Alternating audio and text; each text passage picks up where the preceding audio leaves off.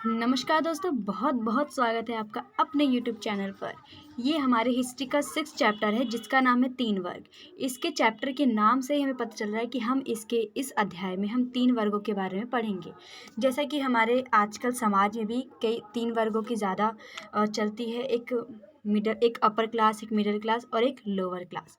इसी प्रकार से हम उस समय की बात करेंगे जब वहाँ पर 3 वर्गों में पूरे समाज को बाँटा गया था। अब पूरे समाजों को 3 वर्गों में बाँट दिया। पहला जो माना जाता था वो पादरी वर्ग था, जहाँ पर ब्राह्मणों जैसे जो चर्च के पादरी होते थे, पोप होते थे, उनका वर्चस्व रहता था प्रथम वर्ग में। जो द्वितीय वर्ग था उसमें अभिजात वर्ग होते थे, जिनका भूमि पर नियंत्रण होता था। उनके खुद की सेनाएँ होती थी।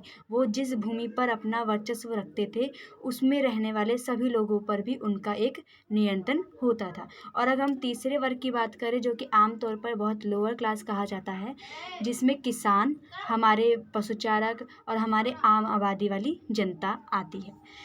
3 वर्ग जो इस अध्याय का केंद्र बिंदु माना जाता है, से हमारा अभिप्राय है 3 सामाजिक श्रेणियों से है। ये जो 3 वर्ग है, ये हमारे इस चैप्टर का केंद्र बिंदु कहा जाता है या केंद्र बिंदु माना जाता है। ये सामाजिक श्रेणियों को 3 वर्गों में बाँटता है, जिसमें ईसाई जो पादरी होते हैं, भूमिधारक जो अभिजात वर्गों में आते हैं, और कृषक और अन्य जो लोग होते हैं, अन्य आम जनता वाली आबादी, वो सब तृतीय वर्ग में आते हैं। इन तीनों के बीच में कार्यों को लेकर विभाजित किया गया है कि कार्यों के आधार पर और थोड़ा संपत्ति के आधार पर और थोड़ा उनके विवेक के आधार पर इन सबको 3 वर्गों में बाँट दिया गया है। आमतौर पर जो कहा जाता है, जो पोप होते हैं, जो पादरी होते हैं, वो उनके अंडर राजा होते हैं। मतलब कि राजा पोप या पादरी के अनुसार ही सारे कार्य करते हैं, नियम और रीति रिवाज़ों के अनुसार कार्य करते हैं, इसलिए उनको प्रथम वर्ग में रखा जाता है। अभिजात वर्ग होते हैं जो राजा और अभिजात वर्गों के बीच जो एक दूसरे को वचनबद्ध करते हैं कि हम आपको अपनी सेना देंगे, अपनी शक्तियाँ प्रदान करेंगे, उसके बदले आप भी हमें सम्मान और आप हमारे स्वामी बन के रहोगे। कृषक जो कि आम जनता होती है, छोटे-मोटे काम करती है, खेती करती है, अपना भरण-पोषण करती है, और जो आम जनता होती है वो सब तृतीय वर्ग में हमारे आते हैं। मध्यकालीन यूरोप में समाज 3 वर्गों में बँटा हुआ था। प्रत्येक व्यक्ति कार्य के आधार पर तीनों वर्गों में से किसी एक का सदस्य होता ही था। जैसे ये वर्ग हैं पादरी, अभिजात वर्ग और कृषक वर्ग। पादरियों ने अपने आप को पहले वर्ग में रखा है, जैसा कि अभी मैंने आपको बताया था। और जो अभिजात वर्ग है, जिनके पास जो भूमि के स्वामी कहलाते हैं, जिनका भूमि पर नियंत्रण होता है, जो एक तरफ़ा हम कह सकते हैं कि वो बहुत ज़्यादा रिच लोग कहे जाते थे, क्योंकि उनके पास भूमि ज़्यादा होती थी।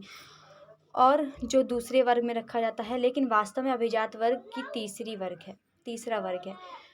हम सबसे पहले प्रथम वर्ग की बात करते हैं। इसमें जो पोप, पादरी होते हैं, वो सब शामिल होते हैं। ये चर्च में इनका सबसे ज़्यादा महत्वपूर्ण काम होता है, और राजा के समक्ष भी इनकी एक अलग ही भूमिका होती है।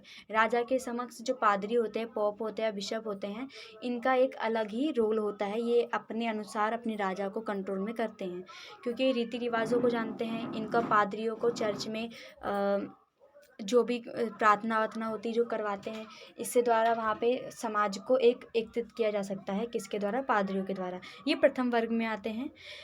महत्वपूर्ण स्थान प्राप्त होता है पादरियों को। यूरोप में ईसाई समाज का मार्गदर्शन बिशप और पादरी करते हैं। अधिकतर गाँव के अपने चर्च होते थे। उस टाइम पे अलग-अलग गाँव होते थे, कुछ 60-15 ऐसे कुछ गाँव होते थे। उनके अपने-अपने चर्च होते थे, ताकि वे उस चर्च में जाके प्रार्थना कर सकें, अपना ईश्वर से जो मेल मिलाप कर सके। यहाँ पर हर रविवार को लोग प्रार्थना करने के लिए, धर्म उपदेश सुनने के लिए एकत्रित होते थे।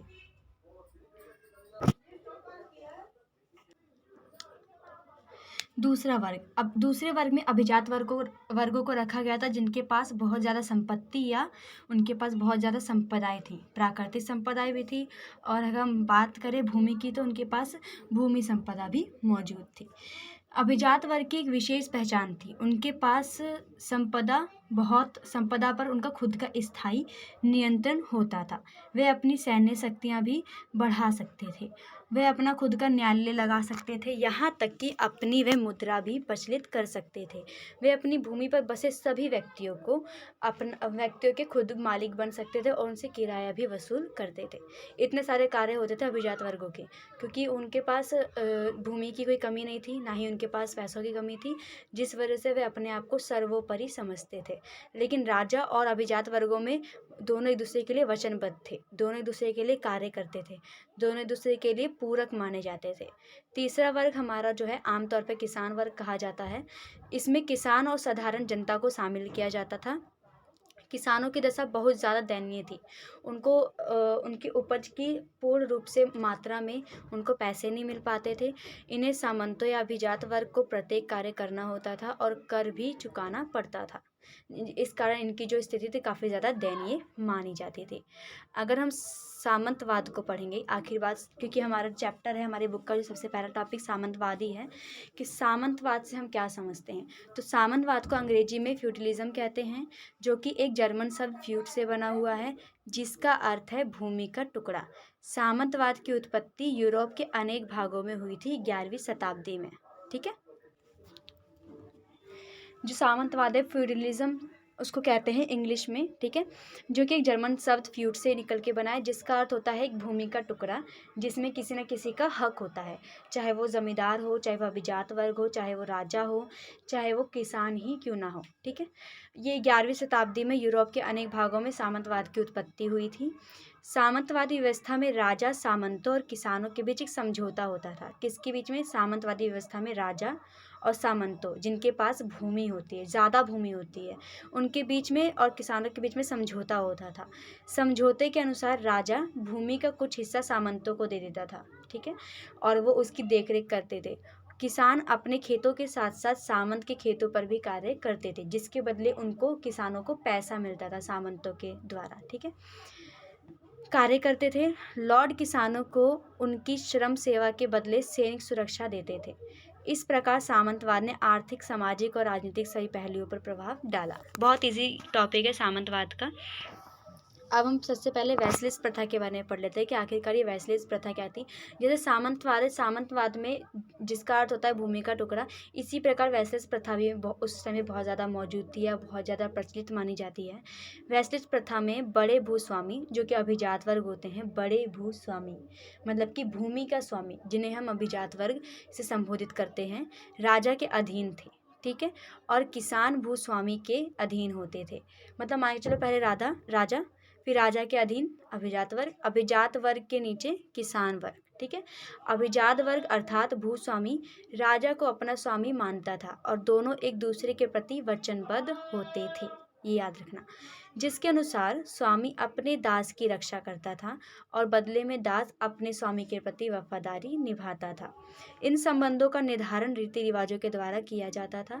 जैसे कि चर्च में वो बाइबल की शपथ लेकर वो अपने आप को बताते थे कि हम इस राजा के प्रति वफादार रहेंगे, इसके बदले राजा भी हमारे ऊपर अपनी कृपया बरसाते रहेंगे, हमारे पर भी अपना हक जताएंगे।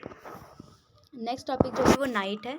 9वीं शताब्दी में स्थानीय युद्ध होने लगे थे। ठीक है, 9वीं शताब्दी में स्थानीय युद्ध होने लगे थे, जिसके कारण वहाँ की जो स्थानीय सेनाएं थी उसमें बहुत ज़्यादा कमी आने लगी थी और उसमें सेना की भर्ती होना बहुत ज़्यादा ज़रूरत होने लगा था, क्योंकि वहाँ पे स्थानीय जो गृह युद्ध छिड़ गया था, स्थानीय तौर पे जो युद्ध होते थे उसके कारण सेनाओं की आवश्यकता महसूस होने लगी थी, जिसके कारण एक नया वर्ग उठकर आया, या नए वर्ग का उदय हुआ, जिसे हम नाइट कहते हैं।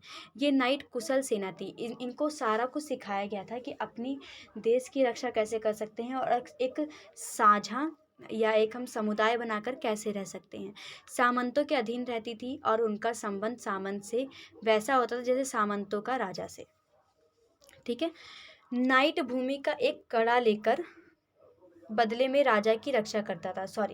नाइट भूमि का एक टुकड़ा लेकर बदले में राजा की रक्षा करता था और युद्धों में उसकी तरफ से लड़ने का वचन भी देता था।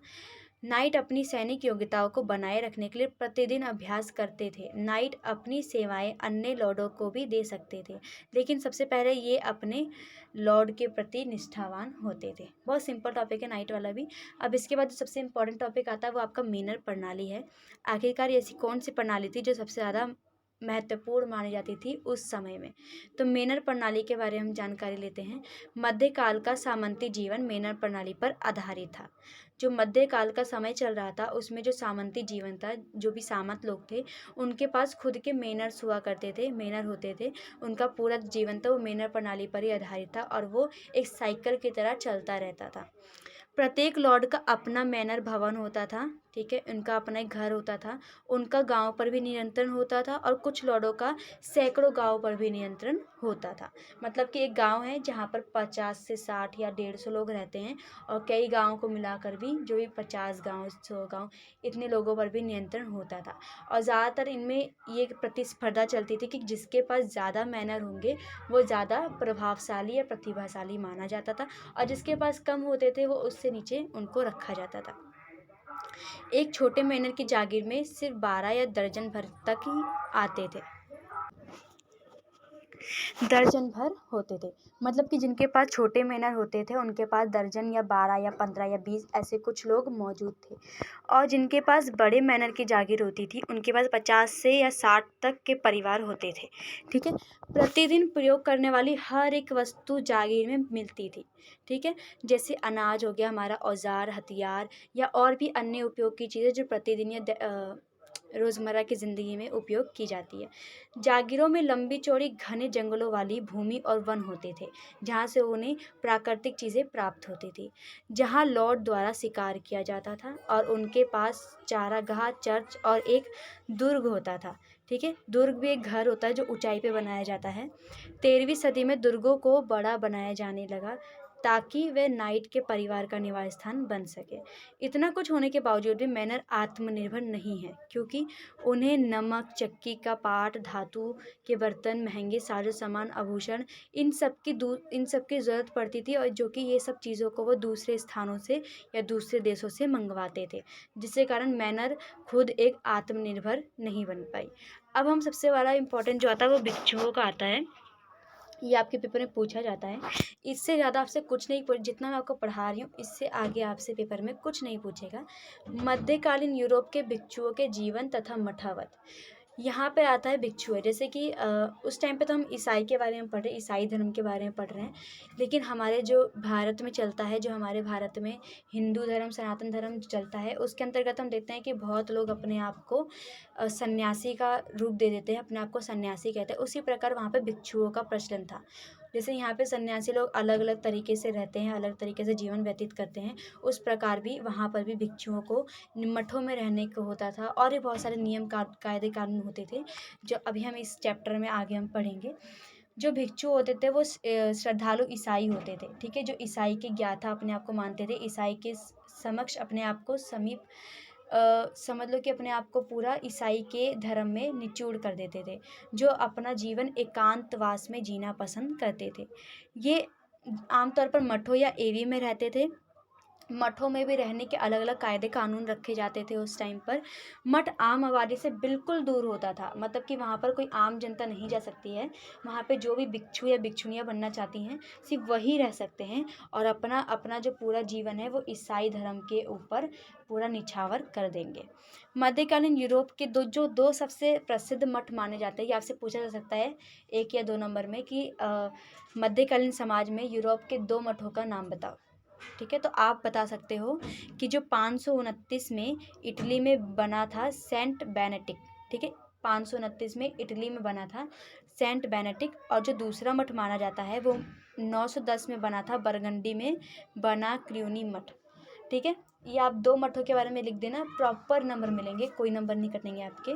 और एक बात याद रखना कि यहाँ पर दोनों लिंग रह सकते थे, यहाँ पे स्त्रीलिंग या पुरुष लिंग रह सकते, लेकिन उन सबका रहने का जो स्थान था वो अलग था, क्योंकि स्त्रियाँ स्त्री वाले में रहती थी और पुरुष पुरुष वाले मठों में रहते थे या सोते थे। पुरुष और स्त्रियाँ दोनों ही अपना सकते थे इस चीज़ को, ठीक है। ऐसे पुरुषों को मंक या स्त्रियों को नन कहा जाता था। अगर आपसे पूछे कि भिक्षुओं को, पुरुष वाले भिक्षुओं को क्या कहा गया है, तो आप बोलना कि मंक, और जो स्त्री भिक्षु होती थी उनको कहते थे कि नन। पुरुष और महिलाओं के लिए अलग अलग मठ थे, पादरियों की तरह भिक्षु और भिक्षुणियों को भी विवाह करने की अनुमति नहीं थी। जिस प्रकार से पादरी भी अपना जीवन एकांतवास में और धर्म के ऊपर बिताते थे, उसी प्रकार जो भिक्षु और भिक्षुणियाँ होती थी उनको विवाह करने की अनुमति नहीं दी जाती थी। वो भी अपना संसार सिर्फ अपना संसार नहीं आगे बढ़ा सकते थे, बस अपने तक ही वो सीमित रखते थे। अब सबसे आगे है कि हमने भिक्षु भिक्षुणी गाने पढ़ लिया कि उन्होंने क्या क्या किया, ठीक है, कैसे कैसे मठों में रहते थे। अब जो उनके नियम कानून के बारे में जानकारी ले लेते हैं कि आखिर उनके रहने के मठों में क्या नियम और कानून माने जाते हैं। भिक्षुओं को बोलने की अनुमति कभी नहीं दी जाती थी, मतलब कि पादरी के समक्ष वो कभी भी अपना ज्ञान या अपना मत नहीं रख सकते थे। विनम्रता का अर्थ है आज्ञा का पालन करना। अगर पादरी ने आपको ये आज्ञा दे दिया कि अगर आप सूर्य ढलने से पहले सो जाओ, तो आपको सूर्य ढलने से पहले सोना पड़ेगा और सूर्य उदय होने से पहले उठना पड़ेगा। अगर आपको कह दिया गया कि ये आपका कटोरा है, इसी में आप खाना खाओगे, तो आपको इसी में ही खाना खाना पड़ेगा, एक्स्ट्रा आपको नहीं मिलेगा कुछ भी। अगर आपको 6 महीने के लिए एक चद्दर दी जाती है, तो आप उसी चद्दर का यूज़ करोगे, आगे आप किसी भी चीज़ की डिमांड नहीं कर सकते। जो थर्ड पॉइंट है, किसी भी भिक्षु को निजी संपत्ति रखने का अधिकार नहीं था। आपको जितना मिले दान, क्योंकि उस टाइम मांगने वाली प्रथा थी कि आप मांग मांग कर खाओगे और उस लोगों के समक्ष अपने ज्ञान को सामने रखोगे, मांग कर ही खाना है। तो उस टाइम पे जो भी निजी संपत्ति होती थी, अगर किसी ने कुछ दे दिया तो आप नहीं रख सकते, आप उसको मना कर दोगे साफ साफ कि नहीं, हम नहीं रख सकते, हमारे नियम कानूनों की ये खिलाफ है, बिल्कुल खिलाफ है। फोर्थ पॉइंट है आपका, भिक्षु और भिक्षुणियों को आलस से बचाना चाहिए। उनको कुछ ना करना चाहिए जिससे उनको आलस ना आए, नींद ना आए और ना ही वो थके। निश्चित समय पर शारीरिक श्रम व पवित्र पाठ करना चाहिए। वहाँ पे योगा को भी बहुत ज़्यादा, एक्सरसाइज को भी बहुत ज़्यादा महत्व दिया जाता था और वहाँ पर जो पाठ पवित्र होते थे या बाइबल होती थी, उसको पढ़ने को इनको मतलब पढ़ना कंपलसरी होता था। अगर आप भिक्षु भिक्षुणी बन रहे हो तो आपको बाइबल को पढ़ना पड़ेगा, बाइबल को ही अपना पूजनीय मानना पड़ेगा।